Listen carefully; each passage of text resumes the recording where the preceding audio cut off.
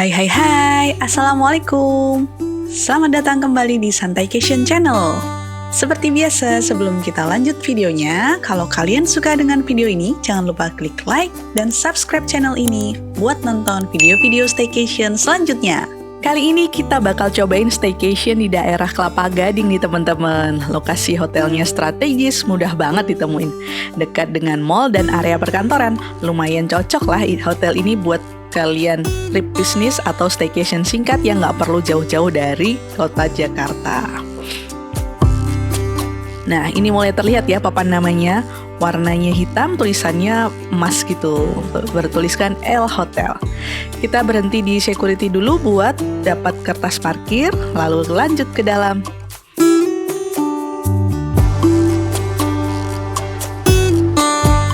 Ternyata lobbynya masih ke belakang kayak gini teman-teman. Kalian bisa drop off dulu di area ini atau mau lanjut dulu untuk cari parkir ke area basement. Kalau kita kemarin sih lanjut dulu ke area basement, baru kita naik lagi ke lobby.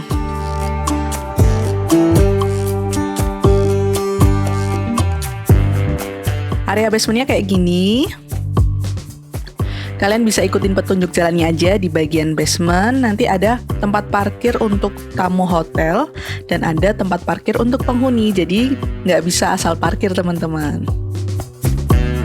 Kondisi basementnya cukup gelap ya. Pokoknya kalian ikutin aja petunjuk tanda panah buat parkir yang dekat dengan lift yang ke arah hotel. Oke, ini kita udah parkir.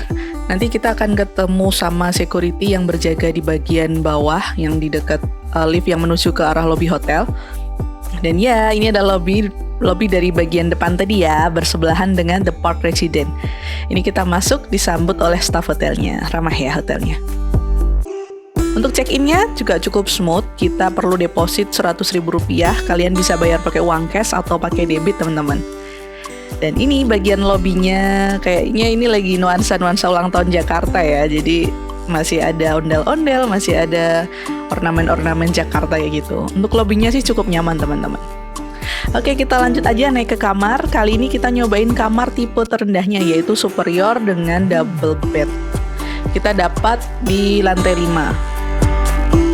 Untuk bentuk lorong-lorongnya kayak gini nih, mirip banget kayak di apartemen ya, lorong-lorong apartemen. Dan ini situasi dalam kamarnya. Kita reservasi kamar superior.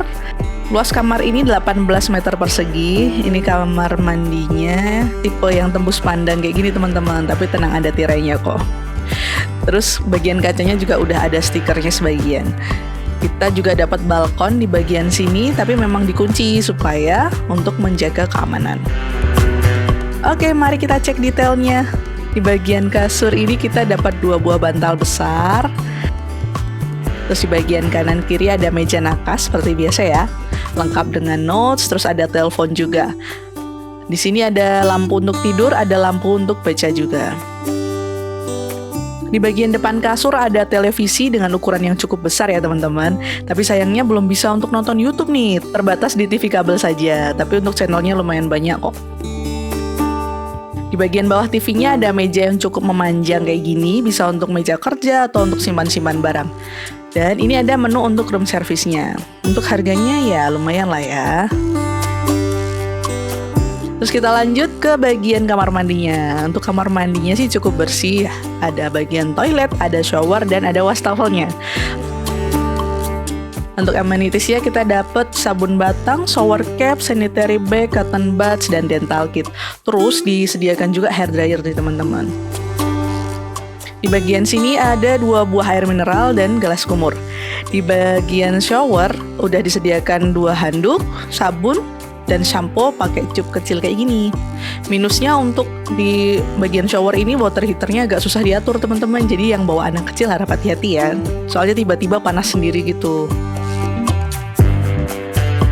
Oke, baik. Balik lagi kita ke arah depan tadi. Di dekat pintu tadi ada lemari yang cukup besar dan ada beberapa gantungan baju. Ada tempat kayak gini untuk simpan koper, ada slipper dan laundry bag.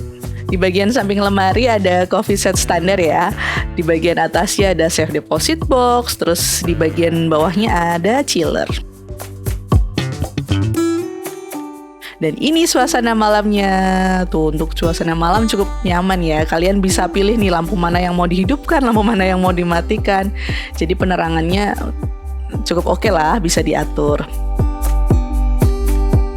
Dan ini sudah pagi. Ya, mari kita cobain breakfast ya teman-teman. Kita reservasi kamar udah include untuk 2 breakfast orang dewasa ya. Tapi untuk anak-anak yang berusia di atas 5 tahun, ini ada harganya tersendiri. Dan kalau misal ada yang mau tambah breakfast untuk dewasa juga kayak gini nih harganya. Bisa di pause ya.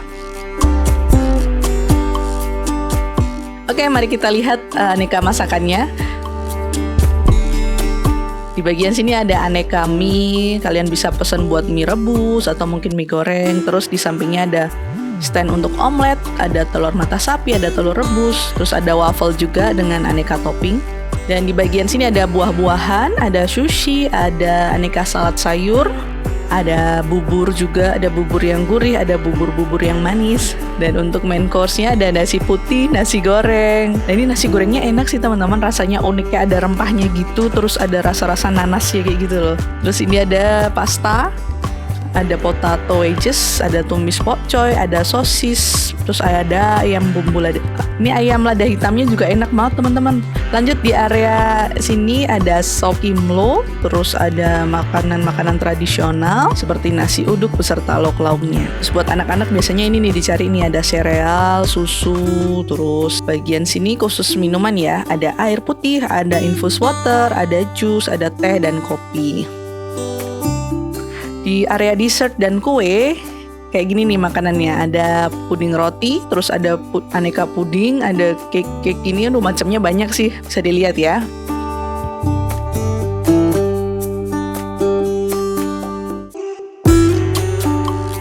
Dan ini makanan-makanan yang kita ambil. Buat rasanya sih cukup ya teman-teman, lumayan enak kok. Jadi ya nggak mengecewakan lah, kalaupun kalian harus bayar kayak tadi untuk tambahannya. Ini lokasi restonya tepat berada di samping kolam renang. Di luar resto tadi ada juga lounge namanya Ruby Lounge. Ada juga yang jual cake ulang tahun, barangkali kalian butuh untuk dadakan ya, di sini juga menyediakan. Oke, selesai sarapan kita lanjut jalan menikmati fasilitas apa aja yang ada di hotel ini ya. Yang udah jelas tadi kelihatan dari resto ada kolam renang. Nih di bagian sini kita jalan ke sana. Di bagian kolam renang ada persewaan pelampung ya teman-teman. Untuk kolamnya sendiri nggak luas sih, tapi ada terbagi menjadi 4 bagian. Yang satu bagian besar itu untuk kolam renang orang dewasa dengan kedalaman 135 cm, dan yang sisanya untuk anak kecil dengan kedalaman yang beragam. Ada yang cuma semata kaki gitu. Jadi buat kalian yang bawa bayi kayaknya sih masih aman ya bermain di situ ya. Terus di samping kolam renang ini ada stand jajanan teman-teman. Nih harus hati-hati nih. Biasanya kalau habis berenang kan lapar ya. Bisa kalap nih jajan di sini. Dan oke, setelah berenang kita lanjut nih, ada fasilitas lain yaitu ke taman bermain.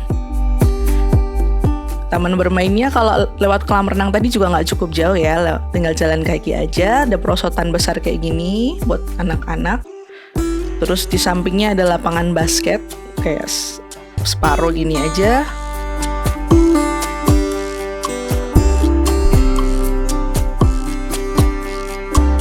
Ada tempat fitness juga.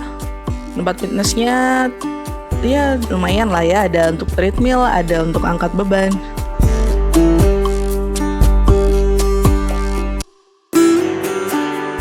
Ya, itu tadi fasilitas yang mungkin bisa kita nikmati kalau kalian staycation di L Hotel ini. Kita kemarin reservasi di kamar tipe superior ini dapat di harga Rp614.755.000. Ya, cukup worth it nggak ya menurut kalian, gimana?